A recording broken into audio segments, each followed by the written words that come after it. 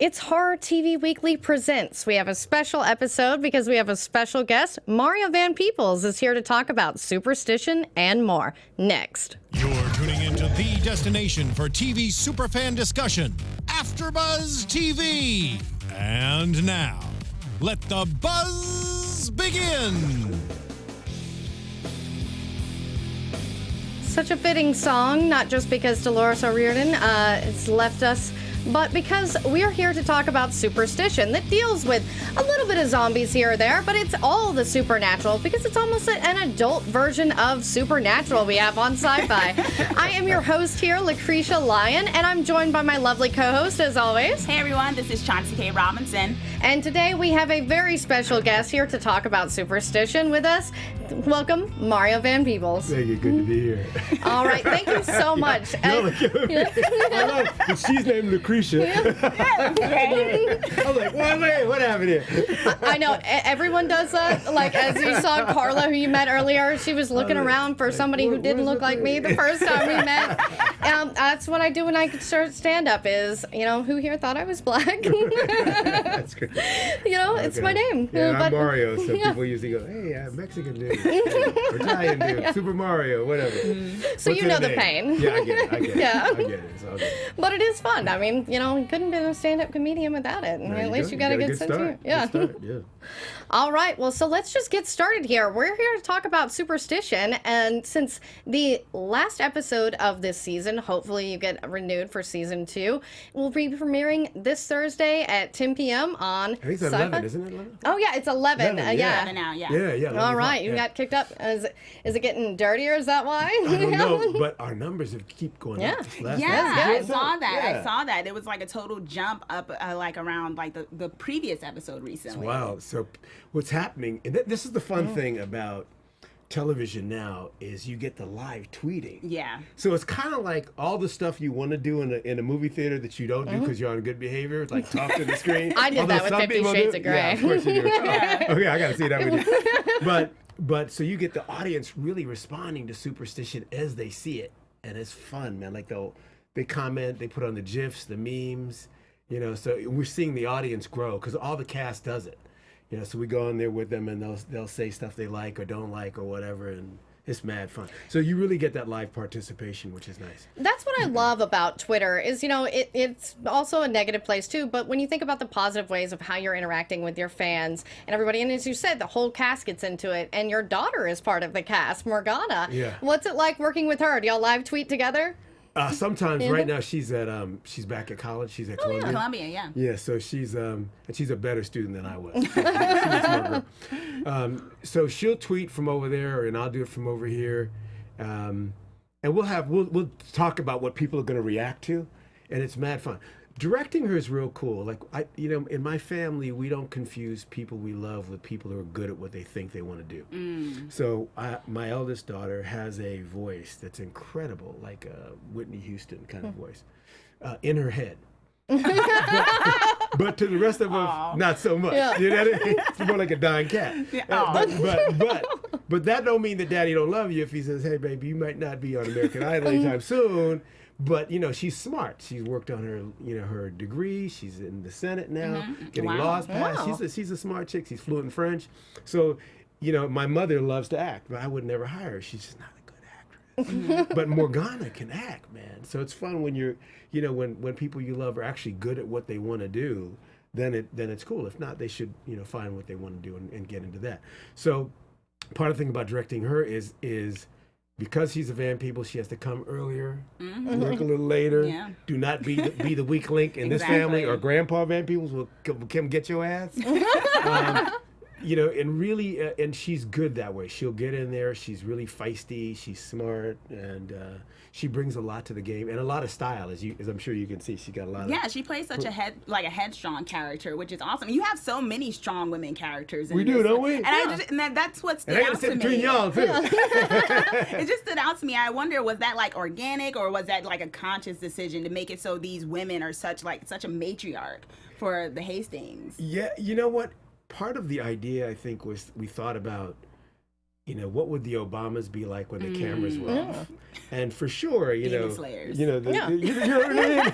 Like, what would they be like if the camera was off and Michelle said, "Hey, you need to fix that hair," or don't, what would really happen? Because it's a family that's smart, that gets the joke of life, that does have stuff undoubtedly like all families do to overcome. That's what the Hastings have. But there's a lot of love within that family. It's a family that if there were no villains, no infernals on the screen, you could still watch an episode just on the family drama of it. Well, and that's what's intense about it, that you want to be with them, right? And I think when we cast it, it wasn't like we thought, let's deliberately do this or that. We just really cast. I think we got lucky in the cast. We cast smart people and people that knew how lucky we are to get to do a show like this, and they were really ready to bring their A game.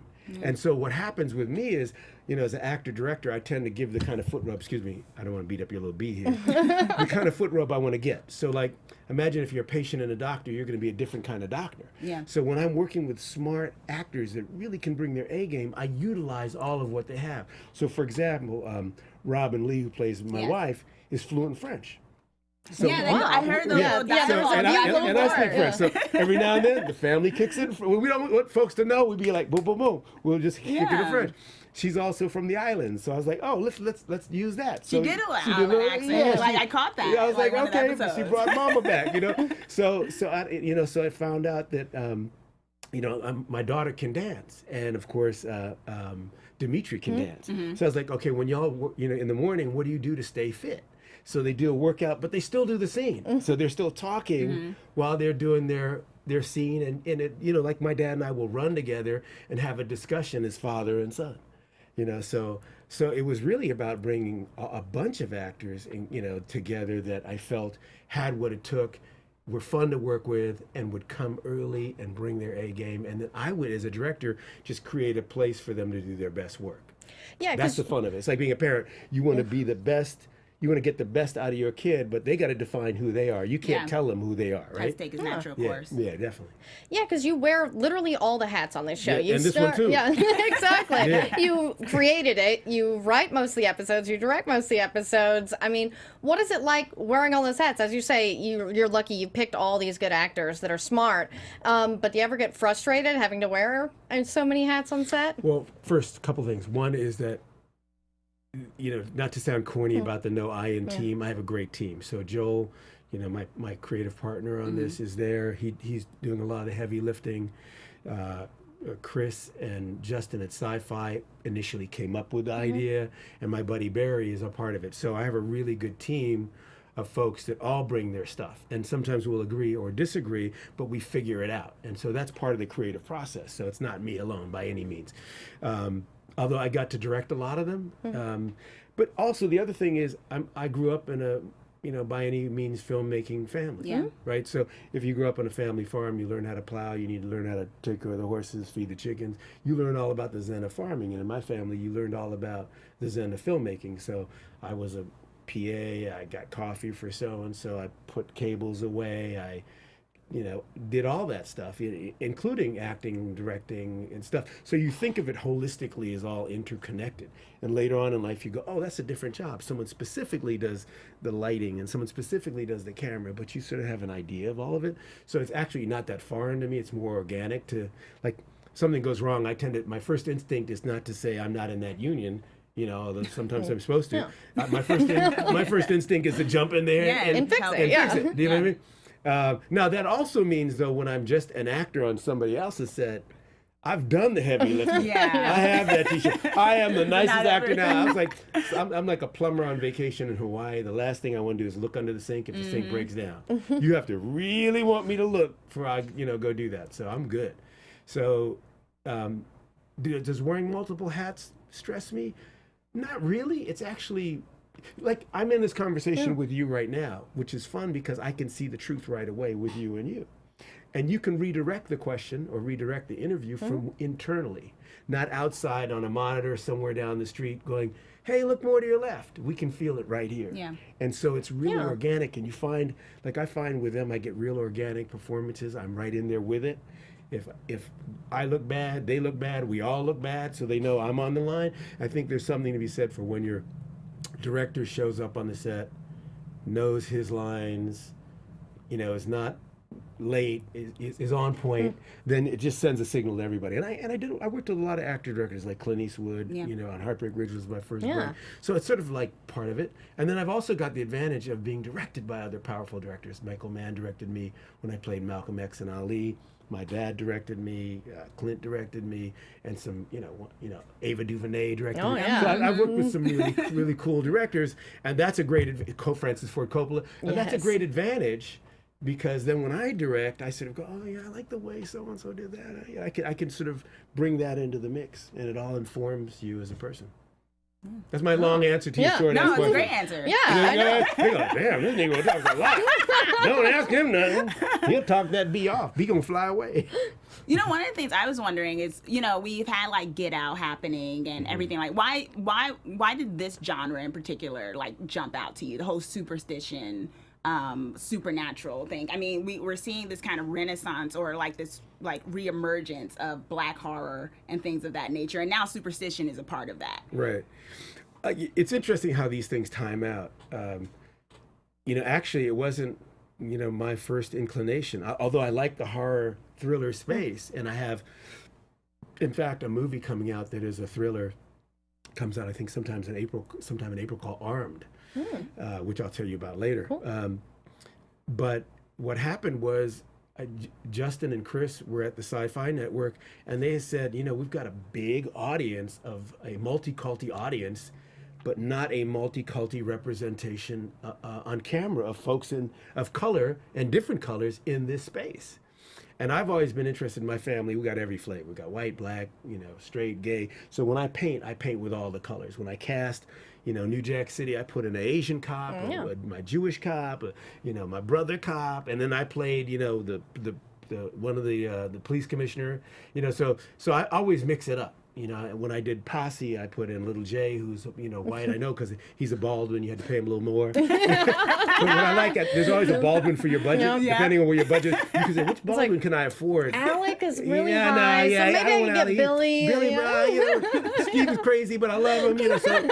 So you can always get a Baldwin for your budget. So I always like to mix it up. I know I got a sense of humor, gets me in trouble. Steve's gonna kick my ass. That's why I love this show, because as I say, I'm a comedian. I'm like, superstition's funny. It's funny. It's so funny. There's so many moments where I'm like, whoa, did they just say that? Yeah. And a lot of it is just, it happens off the cuff. Like we were playing Monopoly in one set recently, in I guess the last show.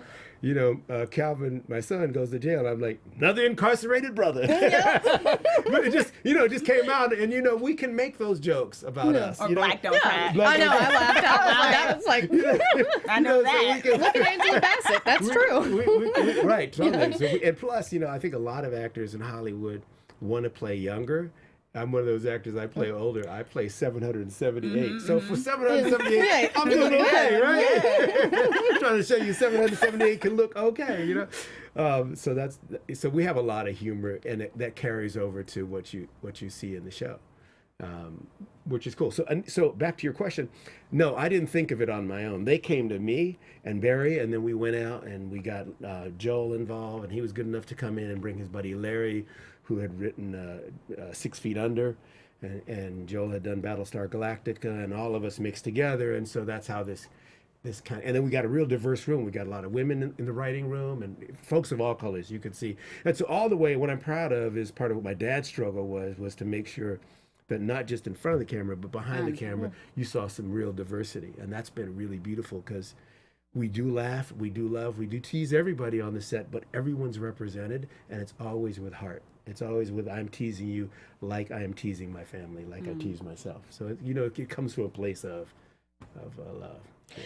And it really shows with the show, because as I said, it's almost like an adult version of Supernatural, which, is on the CW, and it's a little, I still watch it, but it is at heart about family and Supernatural, these two brothers, but yours is like a whole adult family, and it's a little bit more rounded out, and that's why I love it. And two, are you and your family believers in the Supernatural? Okay, so that's, there's been more. Here's the thing that's interesting. You think about, you ever go in a house and it's got a feeling like it's been lived in, and you wonder if these walls could talk, what they would say. Look, I'm even saying this in my spooky voice. It got really creepy. I can tell a good ghost story about that. I really can. Turn the lights down. I'll have y'all go on. But anyway, what the set designer Amy did was, in creating the house, the Hastings house, she literally got pieces from all these old houses across the country. So the floorboards are reclaimed. There's wall pieces. So it's literally, it's not a new house. It's a set on the stage, but it's actually made from lots of really old period houses. So Wow. Oh, that's so there's a lot of cool. history. And then you think about America, right? So America's a crazy sort of schizophrenic place where we've, taken black folks, not voluntarily. I do direct roots, and I know about this.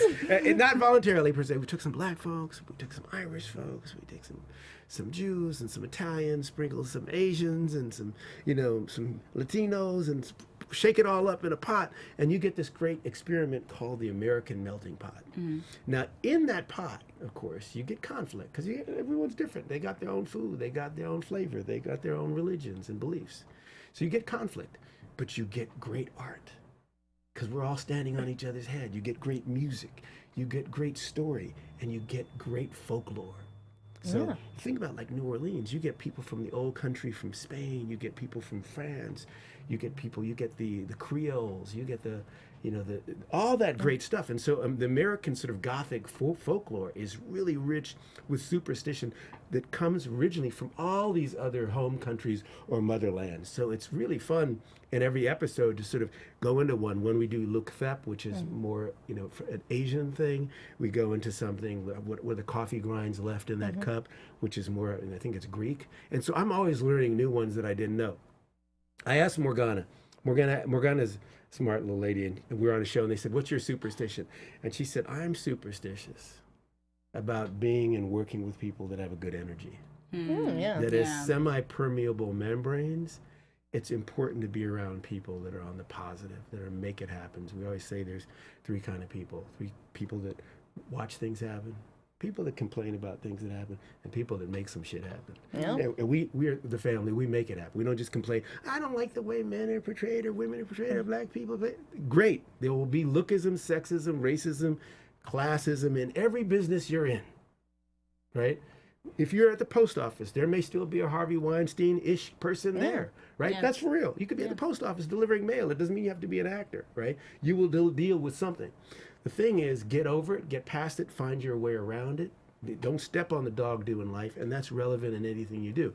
So being around people with good energy is a good first step superstition. That's right. So I would have to agree with daughter on that one. Yeah, that's a good answer. Yeah, I totally agree, because that's what I've always said, because, as a woman in comedy, it relate to that, and people are always like, well, there's never really been a good time for women in comedy. I'm like, what are you talking about? Like Carol Burnett, Lucille Ball, Joan Rivers, all of them are doing that before we started complaining. Just shut up and do the work. And that's what I like, that you said that, because that's what a lot of people are forgetting now. It's like, quit complaining, just shut up and do the work.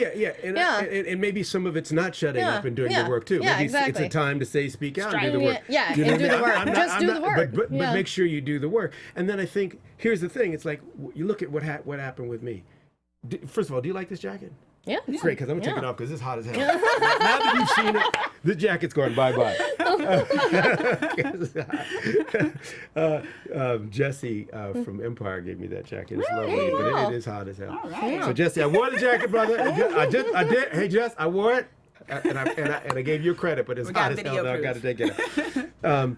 So the thing is, when I did New Jack City, my first thing that put me on the map as a director, Heartbreak Ridge with Clint Eastwood put me on the map as an actor. I had the choice as a guy in power to say, I want now for all my New Jack cops to be black guys that look like me, but I didn't do that. And I have my choice in Posse to make everybody look like me, but I didn't do that. Do you know what I mean? Because that would just be get even cinema. That wouldn't be a step up. That'd be a get back. I'd rather paint with all the colors and show us that, look, the truth is it took Americans of all colors to build this great country. And like Dr. King said, if you don't acknowledge that, you subliminally want to tip the checkerboard over if you feel you're disenfranchised and not a part of it. So it's really important to recognize everybody and their part in it. And then we take ownership. The minute you own, you have a different respect for it. You renting, that's one attitude. Will you own that car? You're like, hey, Hey, no, don't touch my rims, Playboy. I own that car. It's not a rental. You know what I mean? So the minute you feel you own America, you go, okay. We have to survive. We got trumped. We got to make a comeback. But you got to think. You got to not just take a knee. You got to vote. Democracy's a car. If you take your foot off the gas, the car will slow down. So you start to understand that there were ways built in for us to participate. We vote with our ballot. We vote with our dollar. We vote with what we order to eat, what we drive, and what we watch. And that's the cool part, is that we find that people want to be the success they see. So if you show them a smart, loving family like Superstition that can deal with all the forces outside, then they start to go, hey, I want to be with that. And we have episodes like, you saw the episode where the guy, there's a dead guy that comes to the place, and he's got white supremacist ink on him. Yeah. And there's this whole debate between Garvey. Garvey's more the Black Lives Matter thing, and B is like on some coming from a different holistic sort of, other space. And B winds up saying, hey, we're going to bury this guy, and we're going to do what's right by him. We may not have agreed with his choices in life, but we will honor him in death, and we will create a space where his family can come and pay their respects, in a decent, righteous way. And that's what we do as Hastings. And it's not always easy. And if it were easy, anyone would do it. So sometimes when they go low, going high is not easy. No. I mean, there's a part where, where Isaac says, man, I'd like to go gangster on this dude, but I'm not going to do that. Do you know what I mean? So there are times in life where you have to throw the flag on yourself and say, I got to be the better man or the better woman, and deal with this the right way, and not just play get back, but get right. And that's hard. But to see a family do that, it sets up something that I think people want to see and then can emulate and model. And I think that's fun in entertainment to get that. Yeah, because as you say, you surface all viewpoints, but as a family, they always come to the conclusion of doing the right thing. And that's sort of the heart of the show. I mean, as you say, take out the supernatural and it's still a good, family drama with a little bit of comedy thrown in. Yeah, I think it's interesting because although they do come to the good in the end, you have Calvin who has this darkness in him, and he's battling that, his questions, his time in the war, which is really great that you have the whole question of the vet, and what they go through with PTSD. I think and there's a lot of, and what you were just talking about, there's a lot of those different kind of discussions that happen, like the whole thing with Tilly and the abortion question. Right. Yeah, and there's just so many different conversations, and it's I mean, of course, I know it's totally conscious, but it's just so awesome that that's interwoven into the supernatural. It's like woke horror. That's That's great. That's a good genre. I'm going to pretend I said that. You're going to see me on my next one. I thought of this. I remember telling the guys. I can write it in the press release. Let's do some woke horror. That's good.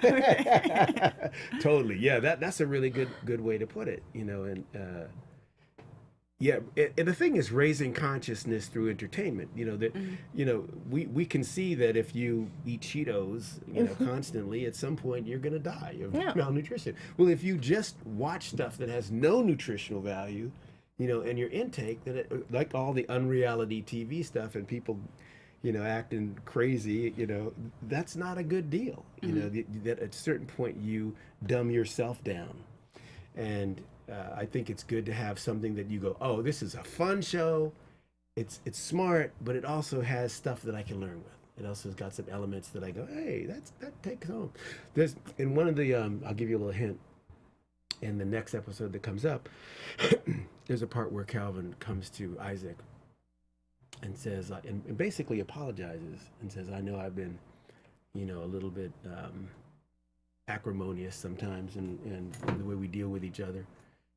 But I love you, and I'm really glad to be here.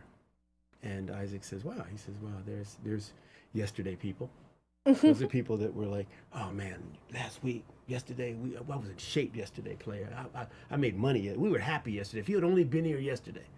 There's tomorrow people, which are like, next month if you came, it probably won't rain next year, next week when I'm in shape, but there are very few people that go right now in this moment. I'm having fun. In this moment, I'm feeling love. In this moment, this is great. And that's why they call the present a gift. And so we lay that, I say that to Calvin, but it's like a little nugget that my dad kind of passed to me. And, so we made it come alive in the show. But there are those little things that you listen to and you go, oh, there's some love here and some good things to think about that can apply to my life. Besides the fact that I hope we scare you now and then. Yeah, You know, I've make had it some jumps, especially that one with the doll. That's The one why I with was the doll? that creeped me It's out. creepy. I was like, I'm not big. I'm with Tilly on that one. I don't know. I like it, and I also like that different characters react differently. Like Tilly's like, no, I don't do dolls. You know, I'm calling me on vacation. I'm gone. And she does autopsy, so it's kind of Yeah. like of all things to be afraid of, it's Right. like plastic dolls. Right, But yeah. Well, I have a question from my friend James Lott Jr., who's in Pittsburgh right now. So he wants your thoughts on the movie Rappin. It was set in Pittsburgh, and it was released on his 16th birthday. So he loves Oh it. man, why you gonna do that to me, James? I'm looking at you in the camera, homeboy. Oh man, that was a real. First of all, it was actually fun to be in Pittsburgh, which is cool. And I had mad fun with that movie. It was an interesting experience because I was new to the game, and I was acting in a movie that was more about entertaining. Yeah. And so the gears were a little off, you know, because I was like kind of taking it seriously and acting in it. But it was more about having why don't the fat boys appear? Why doesn't so-and-so rap? Why doesn't it's not, it's more of an entertainment thing. And so it's like finding that tonal balance. So that was like a really important step for me. The next movie I got, Heartbreak Ridge, I quickly realized was on 1 to 10, it was a little closer to the edgy, was a little closer to entertainment. It wasn't Platoon, for example. And so I took it that way, and that's part of when it clicks right is when you find that tone, and that's been something we've been playing with on Superstition, like the episode with Uncle Bubba comes in. Bubba, Bruce. Oh my God, I was gonna ask about that. So I want to know how was it on set. James, I thought back to that lesson that I learned on Rappin about, how much of it do I want to take towards the acting, and how much do I want to enjoy the entertainment, and how do you do both? And how do I make sure that Bruce is here, but when he needs to do these things that service the bigger narrative, that he can still do it, and so sometimes that's tricky. Same thing in New Jack City when I took Chris Rock and put him in the middle of that. How do you let him do his best Chris Rock, right? But still make it service the overall story without taking you out of the movie. And that's the tonal thing. That's that tonal thing. So Rappin was really important and helpful for me to learn. It was that step. Yeah. Wow. Do you have Wouldn't any- recommend it for late night viewing. But once you watch, watch Panther, James, or Cassie, or Badass. Watch Badass, dude. Badass. Where I played my dad. That's that a heavy great, flick. yeah. That's a good one to watch. Or Armed. So Armed is the one that's Yeah, coming out. let us know about So that, Armed is, yeah. again, this is crazy Mario. So Armed there's that old saying, nothing stops a bad guy with a gun. Like a good guy with a gun. But in this country, I play a good guy with a gun, but he's got many guns, and he's armed, and he's an interesting dude.